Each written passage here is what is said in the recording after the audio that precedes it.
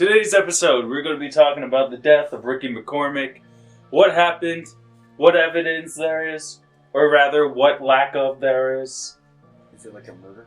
Is he a serial killer? Let's wait and get into the story. How dare you hush me? Well, I didn't want to give anything away. Too soon. Too soon. On June 30th, 1999, in St. Charles County, Missouri, the body of 41-year-old Ricky McCormick was found, with 2 handwritten documents found in his possession. We will get to the letters later on in this video. The body of the 41-year-old, unemployed, disabled man was found in a cornfield near the West Alton area of Missouri. Having been a high school dropout, moved around a lot, and, although for a short period of time, moved back in with his elderly mother. Even though Ricky McCormick had never married, it is believed that he had raised at least 4 children. This news shocked me just a bit, seeing as he had a criminal record of statutory and had only served 11 months of his 3-year prison sentence. Ricky McCormick suffered from both chronic heart and lung problems and was also receiving disability welfare, reported by St. Louis Post-Dispatch in an article written about the event in 1999.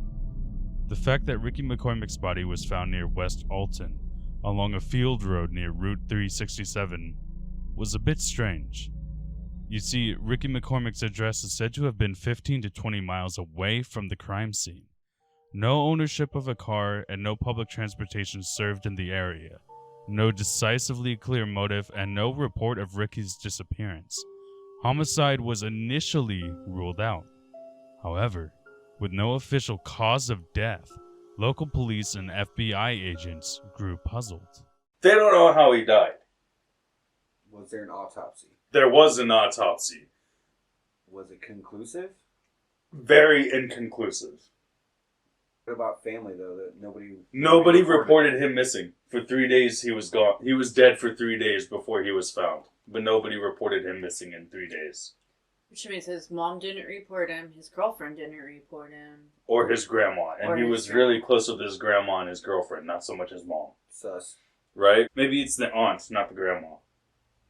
That's probably what it was. Yeah, I think that's what it was. Aunt. Okay.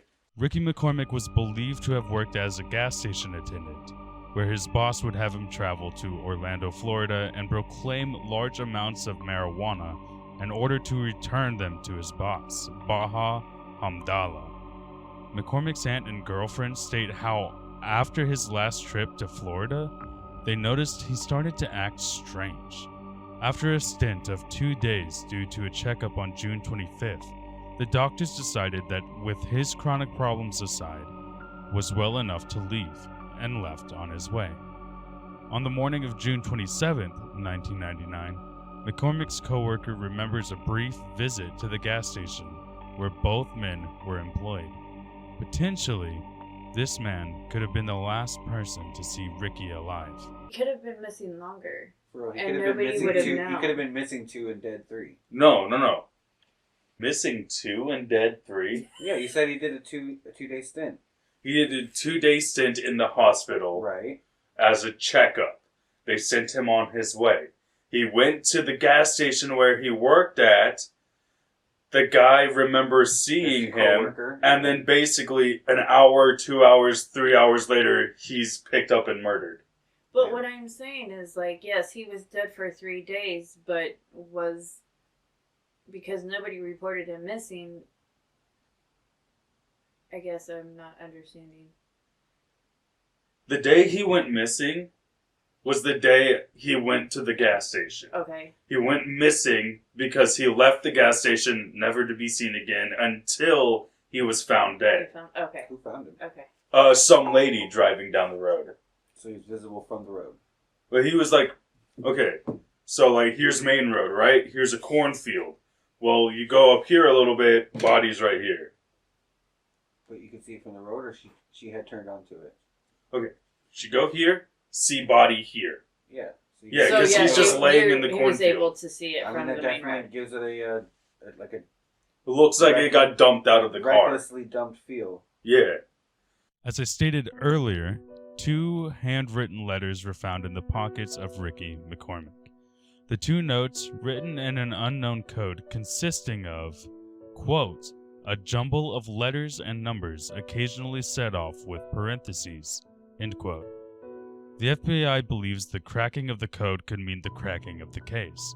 The chief of the FBI's Cryptanalysis and Racketeering Records Unit states, breaking the code could reveal the victim's whereabouts before his death and could lead to the solution of a homicide.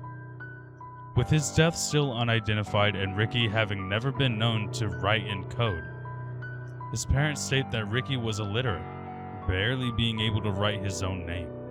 They believe that Ricky had come up with his own shorthand, only he would know. Upon receiving the notes, Ricky's parents say that the notes found in his pocket were similar to the notes Ricky would take for himself. As police looked into Ricky's last known whereabouts, they started to think about how decomposed the body was. Knowing he couldn't have died more than 3 days prior, it was hard to believe that his body had already decomposed to the state it was currently at. They believed the body must have been kept in the heat, either a poorly insulated building, the trunk of a vehicle, or something similar, and then dumped his body in the cornfield. With no cause of death pinned, it's hard to say if this even was a murder to begin with. Even without motive, weapons, witnesses, or cause of death, the police believe that Ricky McCormick was a victim of homicide. It was hard to think of it not as a murder. Okay, so he had a lot of body was left. He had a lot of health issues. Okay, right? but like just laying in a cornfield. Well, I mean, like X miles away from your house. I was going to say 20 20 to 30 miles away from your house. Yeah, How? I took a 2 or 3 hour walk privately myself to go lay down in this cornfield. At No. this spot. no. My thought is that I don't know. Maybe he just. I'm just stating what's here. I'm just stating what's here. That's what bothers me. Though. Keep going. Okay. The police believe there to be 2 possible suspects. Gregory Lamar Knox, well-known drug dealer and suspect of 4 other murders already taken place in the area, and Baha Hamdallah, Ricky's boss at the gas station. The suspicion on Knox starts when an informant working for the police revealed that Knox was the culprit for the murder of a local gas station attendant. Baha Hamdallah, with no clear motives, the police knew Baha to be violent-tempered, having shot at people purely out of anger. Sadly, even the suspects come back with nothing. Wait, that was all the evidence? Yeah, that's all the evidence. So none. Okay. Except for the fact that his body was severely Decomposed. deteriorated to the point to where you think somebody was keeping him in a place that was super hot. Like a trunk of a car or a But still, 3 days. poorly insulated building. 3 days and you decompose to the point to where your fingers fall off. Well, yeah, if you're somewhere super hot, like the trunk of a car, Gross. because even with it being like 75 degrees outside or 80 degrees outside, the trunk of the car is going to get to, 110?